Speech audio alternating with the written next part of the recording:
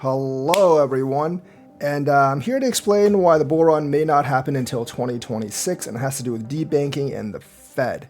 So, even though Operation Choke Point 2.0, which is to cancel out all banking services for the crypto sector, has essentially been stopped, there are still policies in there that will take a while to actually revoke. Some of the lower tier leadership has yet to change and won't change until a year or two because we have to wait for some of those terms to actually be up. So, there still might be some cogs in there that are trying to stop the process of completely opening up banking to crypto. So that's still a big limiting factor because although it is much easier now, as Caitlin Long explains it, for crypto to actually get banking access, it's not like completely removed. The congestion is still there. There's probably a lot of people actually applying to get banking services.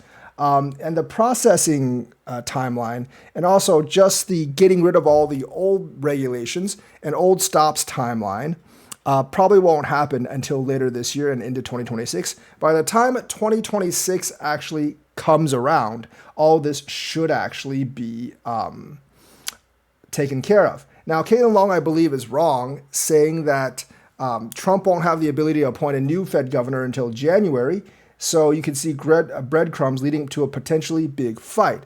Well, I think Caitlin Long is forgetting that our current Fed governor isn't actually a Democrat. He's a Republican. He was actually a Trump appointee back in his first term, so he's not really one of those that's really going to be pursuing Operation Choke Point 2.0. He is the only, I think, Trump appointee that is from the last Trump administration that hasn't been completely gotten rid of because of incompetence at this point. And he's actually been doing a pretty good job as Fed governor. And Jerome Powell, in terms of Choke Point 2.0, he kind of goes where the wind blows. His main concern is with inflation and not with the Operation Choke Point 2.0. So he's actually been willing to work with, obviously, the new administration because it's the one that originally appointed him. And he's not really blocking the dismantlement of the choke point agenda.